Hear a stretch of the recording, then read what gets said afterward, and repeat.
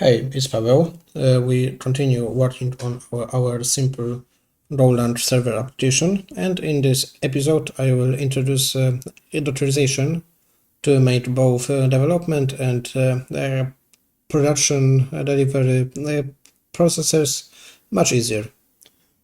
I have already created a configuration for the development part, so we will get through this, and then I will create a file for production .image. Let's start with .ignore, which defines which files will or will not be included inside the image. All we need here is to allow all the draw, mod, and sum files to be included. All the rest are really unnecessary for it. As for the Docker file, all we need here is a base image, which should be something including Golang. Here I'm using my abstraction layer, which is based on Alpine with Golang, and also includes linter, which I use for CI and testing purposes. The source code for it is available on my GitLab repository, and I will link it in the description. One more thing here is to add a worded definition, which leads to a base Golang source path with the folder name, inside which the source of our project will be placed.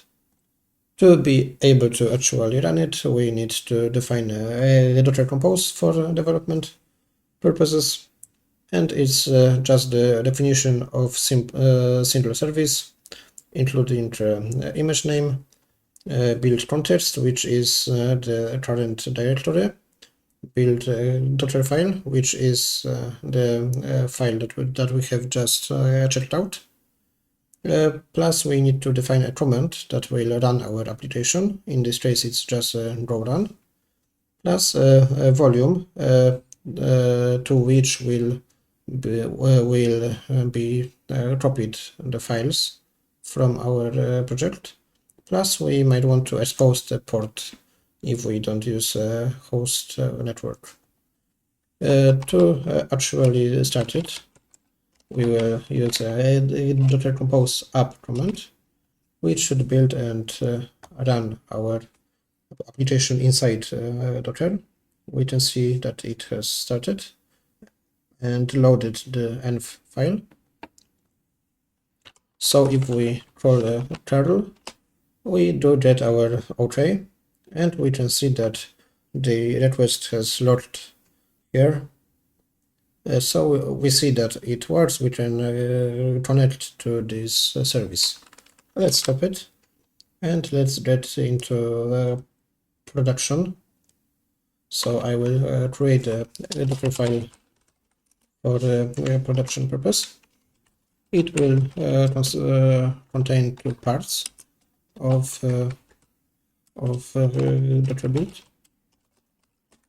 We want a builder part based on Golang Alpine image, and plain Alpine for runner, because we don't need to have Golang or any other packages to actually run it.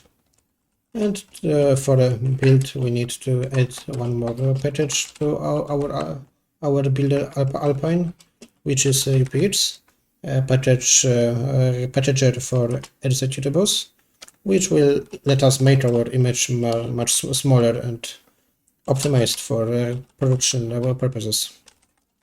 Here we need also to define the working directory. Let it be the same as for the dev image, and we need to copy some files, which is for now go mod and go sum. Having these files, we can download the modules defined in our go mod. which will download all the dependencies we need.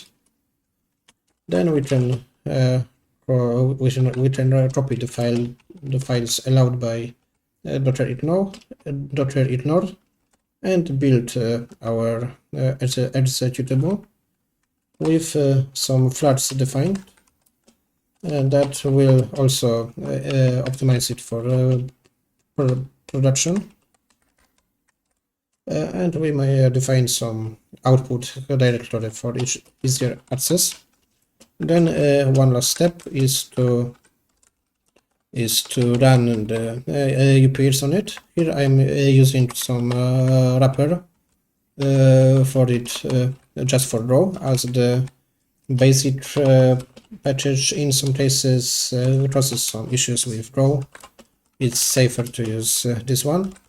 I have heard that it shouldn't be required for the newer versions of Draw. I had some issues, so I am adding it anyway. It's safer as for me, as it's made strictly for Draw, so it should be a nice idea to use it. And we run Draw UPS on our executable file. Then for the runner part, we also will define a workdir. Then we will copy that single file produced in builder. We will set environment for green mode to default it to release, and we need to define an entry point, which is that one file that we have produced. Let's try to build it. If I didn't make any mistake here, it should build. And yes, and it worked. Let's check out the image.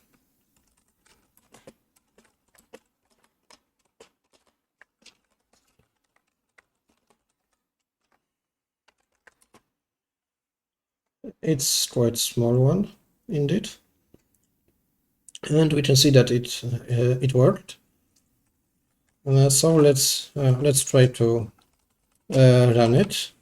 We will need to define host and port environment variables, as we don't include that .env file here.